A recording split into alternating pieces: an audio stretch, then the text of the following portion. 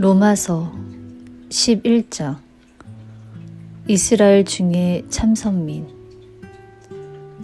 그러면 하나님께서 당신의 백성인 이스라엘을 거부하고 버리신 것이겠습니까?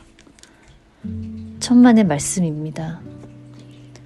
나 역시 아브라함의 후손으로서 베냐민 지파에 속하는 이스라엘 사람이라는 것을 기억해 주기 바랍니다.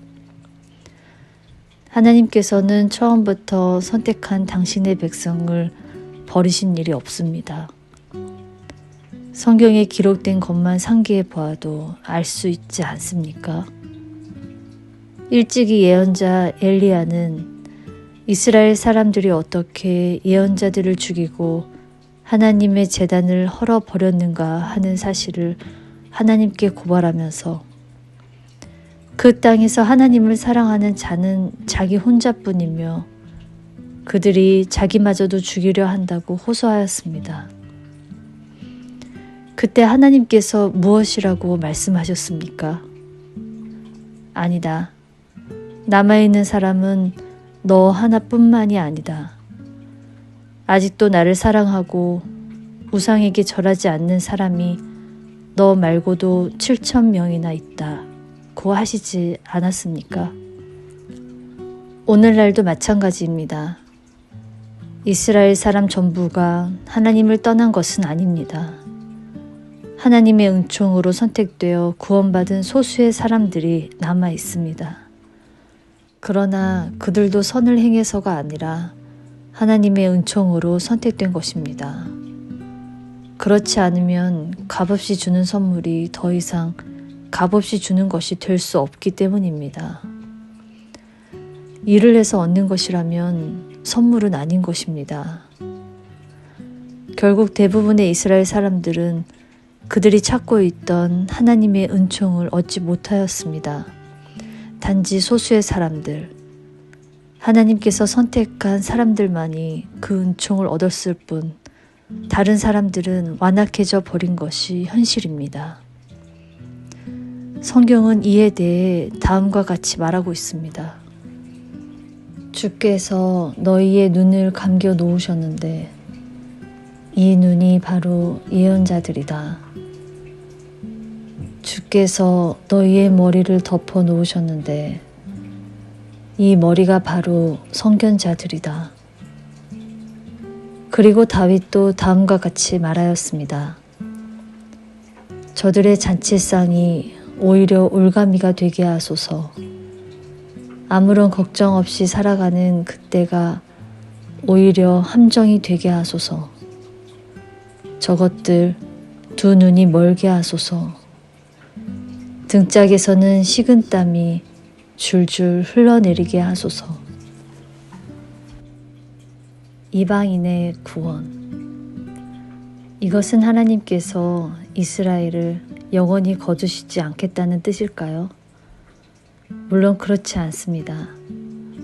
하나님의 목적은 오히려 이방인을 구원함으로써 이스라엘의 질투심을 자극하여 그들 스스로 하나님의 구원을 찾도록 하시려는 데 있습니다. 이스라엘이 하나님께서 베푸시는 구원을 받아들이지 않는 덕분에 온 세상이 풍성한 복을 받았다면 이스라엘이 그리스도께 돌아올 때에는 얼마나 더 큰 복을 누리겠습니까? 여러분도 알다시피 하나님께서는 나를 이방인인 여러분을 도울 사도로 임명해 주셨습니다. 나는 이 사실을 매우 중요하게 여기고 가능한 한 자주 이스라엘 사람들에게 상기시키려고 하고 있습니다. 그것은 이스라엘 사람들도 이방인 여러분들이 가지고 있는 것을 원하게 하여 그들 가운데 몇 사람이라도 구원받게 하기 위해서입니다. 이스라엘 사람들이 그리스도인이 되었을 때의 그 놀라운 일을 생각해 보십시오. 하나님께서 이스라엘 사람들을 버리심으로써 세상의 다른 민족들에게 구원의 기회가 주어졌으니 이스라엘 사람들이 그리스도께로 돌아올 때에는 더욱 놀라운 일이 일어날 것이 아닙니까? 그것은 마치 죽은 사람이 살아나는 것과 같은 것입니다. 아브라함과 예언자들이 하나님의 사람들이었으니 그들의 자손도 하나님의 사람이 될 것입니다. 나무 뿌리가 거룩하면 그 가지도 거룩할 것이기 때문입니다. 가령 올리브 나무 한 그루가 있는데 그 가지 얼마를 잘라내고 야생 올리브 나무 가지를 접붙였다고 합시다. 그러면 그 야생 올리브 나무 가지는 올리브 나무 뿌리에서 양분을 공급받지 않겠습니까? 올리브 나무는 이스라엘을 가리키고 야생 올리브 나무 가지는 여러분을 가리킵니다. 그래서 지금 여러분도 하나님께서 아브라함과 그의 자녀들에게 약속하신 복을 함께 받고 있는 것입니다. 그러나 여러분은 잘려져 나간 가지 대신에 접붙임을 받았다 해서 자만하면 안 됩니다. 여러분이 귀중한 것은 단지 하나님께서 아끼시는 나무의 한 부분이 되었기 때문입니다. 여러분은 가지에 불과할 뿐 뿌리가 아니라는 말입니다. 이 점을 기억해 두시기 바랍니다. 여러분은 이렇게 생각할지도 모릅니다. 내게 접붙일 자리를 마련해 주려고 저 가지들이 잘려져 나갔으니 나야말로 선한 사람이 분명하군. 맞는 말입니다.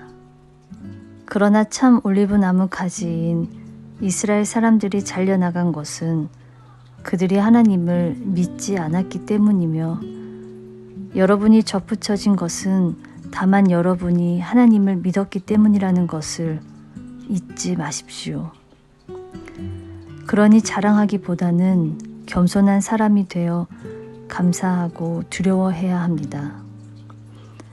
하나님께서는 온 가지들도 아까워하지 않으셨으니 여러분을 아까워하실 리 없습니다. 하나님께서는 자비로운 동시에 매우 준엄하신 분임을 잊지 마십시오. 하나님께서는 자신에게 거역하는 자들에게는 매우 준엄하실지라도 꾸준히 자신만을 사랑하고 믿는 여러분에게는 큰 자비를 베푸실 것입니다. 그러나 여러분이 하나님께 순종하지 않을 때에는 여러분도 잘려져 나가고 믿음을 가지고 하나님께로 돌아오는 이스라엘 사람들을 다시 접붙여 주실 것입니다. 하나님께서는 그러한 능력을 지니고 계십니다. 야생 올리브 나무 가지에 불과한 존재를 기쁘게 받아들여 좋은 나무에 접붙여 주셨는데 하물며 원가지인 이스라엘 사람들이 돌아온다면 언제든지 다시 접붙일 준비를 하고 계시지 않겠습니까? 하나님의 심오한 경륜. 사랑하는 형제들이여, 여러분은 하나님의 이 같은 진리를 마음에 새겨두어 뽐내거나 자만하는 일이 없기를 바랍니다. 지금은 비록 이스라엘 사람들 중에 복음에 반대하는 자들이 있을지라도 이런 일은 여러분 이방인들 중에 그리스도께 나오기를 원하는 사람들이 모두 다 올 때까지만 지속될 것이라는 사실입니다. 그때가 오면 모든 이스라엘 사람들은 다 구원받을 것입니다. 여러분은 예언자들이 여기에 대해 한 말을 기억하십니까? 시온으로부터 해방자가 나와서 야곱의 후손을 모든 불경건에서 돌아서게 하시리라. 그때 나는 내가 약속한 대로 그들의 죄를 없애버리리라. 현재 많은 이스라엘 사람들은 복음의 적이 되어 복음을 미워하고 있습니다. 그러나 이것이 여러분에게는 유익이 되었습니다. 그 결과로 하나님께서는 그들에게 줄 선물을 여러분 이방인들에게 주셨기 때문입니다. 그렇지만 이스라엘 사람들은 하나님께서 아브라함과 이삭과 야곱에게 하신 약속 때문에 아직도 하나님의 사랑을 받고 있습니다. 하나님의 선물과 부르심은 결코 철회되는 일이 없습니다. 하나님께서는 절대로 약속을 어기시지 않습니다. 여러분이 하나님을 반역한 때도 있었으나 이스라엘 사람들이 하나님의 선물을 거절하자 하나님께서는 그 대신에 여러분에게 자비를 베푸셨습니다.